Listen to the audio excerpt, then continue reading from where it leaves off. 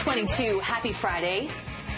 I'm here with Dan from Wildsafe, and we're going to talk about cougar encounters, some really valuable information. And we know this because there have been so many cougar sightings, cougar warnings in the Lower Mainland this season.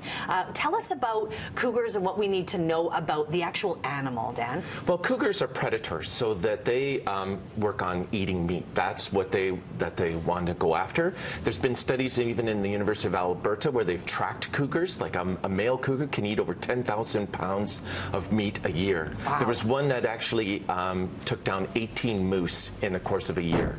So we would not have assumed that. No, that's a lot of meat. So what you want to do with the cougars is just to obviously keep your distance from them and realize that they are predators and be able to react differently than you would with a bear, which is black bears primarily eats plants. Yeah, in a second, let's hop off our stools and you can actually show us what do we do physically.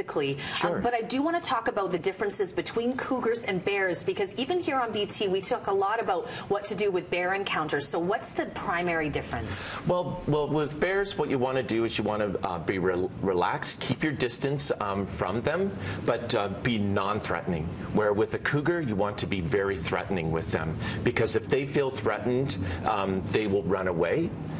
Because if they don't, what happens is that if they get into a contact and they get hurt, they could die. Whereas a bear, if it gets hurt, it can survive on plants and berries and stuff like that. And that's the real difference between the two of them in terms of how we interact with them. And one more question before we hop off our stools here. How do we just try to limit our encounters with cougars or bears? Yeah, so what you would want to do is if you're in the park and let's say you have a dog, what you want to do is keep your dog on a leash. Don't have your dog off the leash. And also if you're with children, you want to keep them within arm's distance. Don't let them run around into the woods and play and stuff like that unless you're with them. That's the main thing you want to be able to do, is to protect yourself. Wow, when you mention having kids in the woods and getting into a cougar encounter, I can feel my heart rate just going. So let's learn something here about what to do. You're in the woods, you're on one of our Lower Mainland trails, and you have a cougar encounter. Dan, what do you do? Okay, so with the cougar, what you want to do is you want to maintain direct eye contact. So you want to look directly at the eye, in the eyes of the cougar, really big, and you don't want to take your eyes off of it, and you want a really mean face. And then this is the best part. When you say mean face, is that like teeth? Yeah, just gnarl at it and just fill that swear jar. Just yell at it, be as loud as you can, because you want to intimidate the cougar. They don't like four-letter words. They don't like any of the words, yes. And just yell at them and be really, really mean and stand your ground. And again, that's in comparison to a bear, isn't it? Back up, be big and back up. Yes, because the bear, you want to just give it more of the space. So you want to put your hands in the air like you don't care. Yep. Walk backwards slowly. It's all right, bear. Talk to the bear and say, "Whoa, bear, I'm going away, bear. I'll come back, bear." But cougar is four-letter words, giver, giver, giver. Yes. I'm still remembering what you said a moment ago about what if you have children with you. So my impulse would be grab my kid and get them behind me and back up, but that's not what we should do with a cougar encounter at all. No, not at all. And I have children too, and so as a parent, my instincts would be to hide the child. And that's the opposite. It actually puts both of you in danger. What you want to do with a small child is to put the child in front of you. This is for both bear and cougar.